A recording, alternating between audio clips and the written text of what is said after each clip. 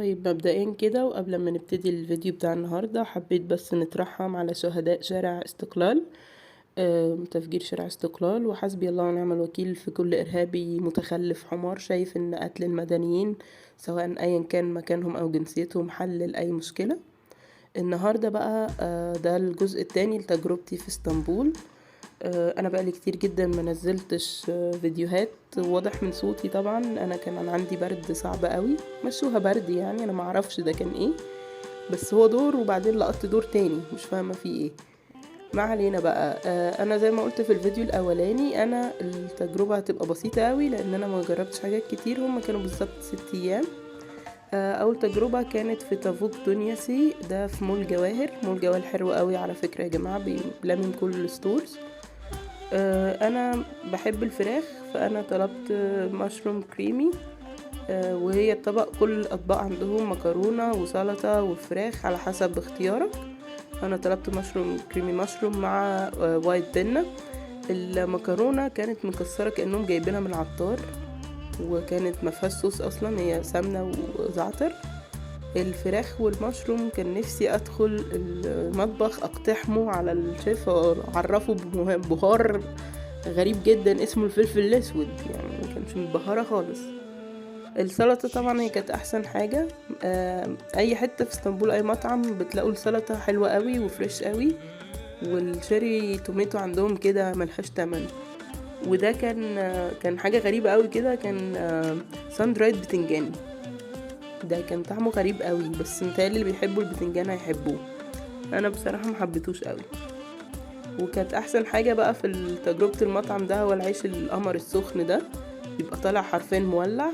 ممكن تاخد اي عدد انت عايزه، بس طبعا يعني هو متهيألي واحد للطبق كويس قوي. كان طعمه تحفه جدا، بس كتجربه لا ما تستاهلش بصراحه. دي تجربه تانية بقى في برجر كينج. انا كنت راجعه بالليل وكنت تايهه وقضيت اليوم في التوهان، فطلبت بقى برجر كينج. جابولي 2 ساندويتش وفرايز واونيون رينجز وناجتس ولتر كولا زيرو ستة ديبنج صوص اهو. كل ده كان ب96 ليرة بس. ولما اديت ال4 ليرة الباقي للراجل اللي وصل لي الاوردر كان فرحان، كان هيبكي من الفرحة، وانا كمان كنت هبكي بصراحة. بس كان طعمه حلو بجد، جربوا البرجر كينج يستاهل. انا كنت نازلة في اوتيل كان في منطقة شعبية شوية، بس كان احسن حاجة انه على اول الشارع كان في محطة الترام، ده اللي ادركته بعد ما تهت 50 مرة. وكان الفيو ده كان على التراس اللي هو فوق السطح، كانوا قلبينه كافيه كده مقفلينه عاملينه تراس. الجميل بقى ان هو مفتوح 24 ساعة، تقدروا تشربوا فيه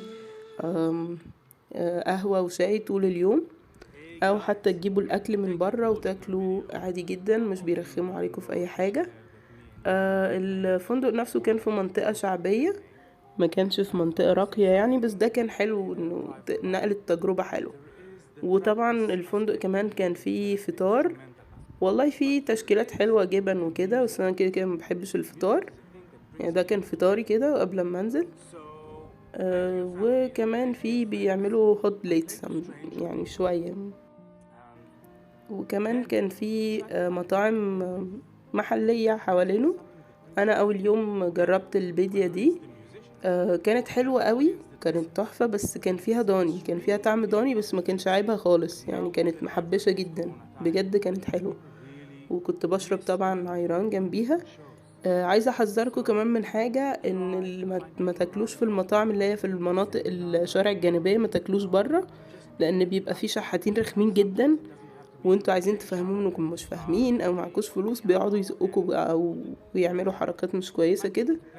والقطط كمان رخمة جدا جدا جدا، يعني في قطة بصت لي من فوق لتحت حرفيا في اخر القعدة لما رمت لها اكل، اللي هو كفي نفسك يا ماما. هنا بقى ده كان كافيه برضو في نفس الشارع الجانبي قدام المطعم بتاع البيضة. انا بقى ما كنتش شاربة قهوة، وانا مدمنة قهوة تركي طبعا، فايه قلت يا قهوة وفرحت وبتاع، بس زي ما انتم شايفين ملهاش وش، مش القهوة بتاعتنا يعني. الغريبة ان ما فيش قهوة في تركيا هي القهوة بتاعتنا المحوجة الحلوة دي، وش انا مستغربة. حاجة تانية كنت بطلبها منهم سكر زيادة، يقول لي شيليك نو شيليك يا عم شيليك، وعايزة سكر كتير الوت، يروح حاطط لي معلقة مثلا وانا بشربها زيادة، فده كانت معاناة. ما علينا. الكافيه ده بقى قلت له قول لي احسن طعم للتريليتشي، كيكة تريليتشي. قال لي بس هو ام توت دي فظيعة، دي احسن واحدة. قلت له تمام. جابها لي بقى وانا دقتها، وبصراحة تسلم ايدي يا جدعان، يا جدعان تسلم ايدي والله. لا يعني الكيك نفسها تحس انه صباع فينو تعبان، انت مسقفي شوية لبن وحاطط عليه شوية مربى بالروج. عارفين طعم الروج؟ هي البنات هتعرف قصدي. المربى طعمها صناعي جدا، طعمها روج رخيص كده.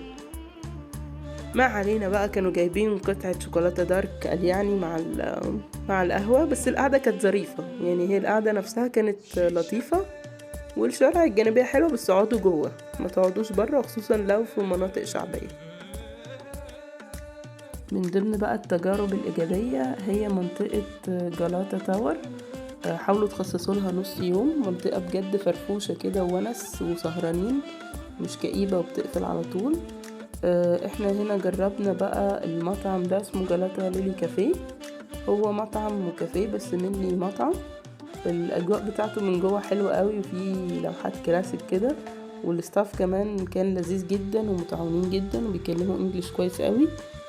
كانوا بيفهموا عربي، بس تقريبا ما كانش مسمح لهم يردوا بالعربي، يعني كنا بنكلمهم عربي كانوا بيردوا علينا بالانجليش. ما علينا بقى من الكلام ده. بالنسبة للأكل البورشنز كانت حلوة قوي، يعني الطبق الواحد يعني اسكندر كباب ده على ما أذكر كان ب120 ليرة حاجة كده، وكان البورشن بتاعته حلوة قوي. العيش ده كان تحفة بصراحة.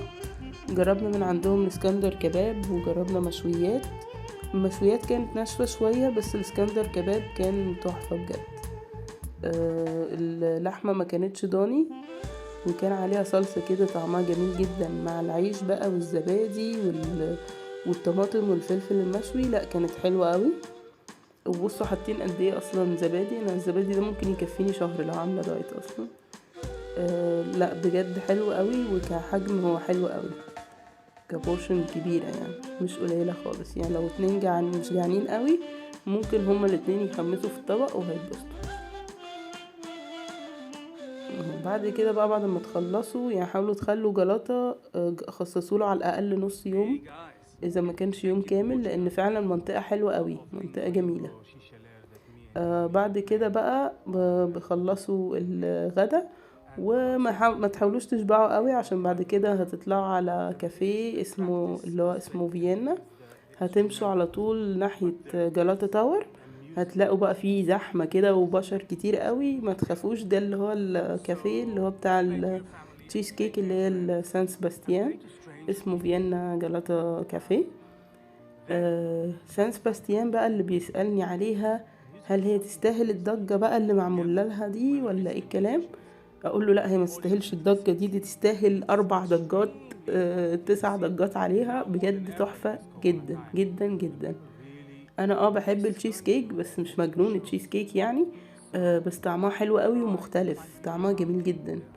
وحاولوا تاكلوها بالطريقة دي، ما بلاش تاكلوا الشوكولاتة كلها في معلقة واحدة وبعد كده تحوسوا. لا حاولوا تاكلوها من الجنب كده، كل حتة كده يبقى عليها شوية شوكولاتة. الشوكولاتة نفسها تحفة جدا وحلوة قوي، والكيك نفسها انا جربتها من غير شوكولاتة برضو جميلة جدا. القطعة الواحدة ب85 ليرة. ده من غير طبعا التاكسز. الكافيه نفسه عتيق قوي يعني، المبنى من جوه بصوا قديم قوي، وبيطل على برج جلاتا من جوه. وهتلاقوه زحمة جدا جدا جدا، فيا تاخدوها تيك اواي يا اما تستنوا دوركم. بس بقى بعد كده جربنا كمان، كنت بجرب اللي هي العربيات بتاعة الذرة. خلي بالكم ان الذرة بتبقى باردة وبيسخنوها، فخلوها اشتروها سخنة. جربتها من جلاتا برضو كانت حلوة. بعد كده بقى جربنا الميديا. انا ما جربتهاش بصراحة، اخويا هو اللي جربها لان انا بكره السي فود، اكيد مش هجرب بلح البحر. هو ده بلح بحر مع رز مبهر وعليه سيكة 7 بهارات. وكمان بتاع ده قرفة، بس هي عجبته جدا جدا يعني. ده اسمه مديازي احمد. كانت تجربة حلوة برضو، اللي بيحبوا السي فود ما يفوتوش الاكلة دي طبعا. هي تعتبر سناك اكتر منها اكل. هنا بقى احنا جربنا نفطر في كافيه مادو اللي هم عاملين عليه ضجة غير منطقية. جربنا الشكشوكة بالسجق وبالجبنة، وبجد يا جدعان تسلم ايدي على الشكشوكة اللي انا بعملها. والله كان نفسي اكسر بقى المطبخ عليهم بجد.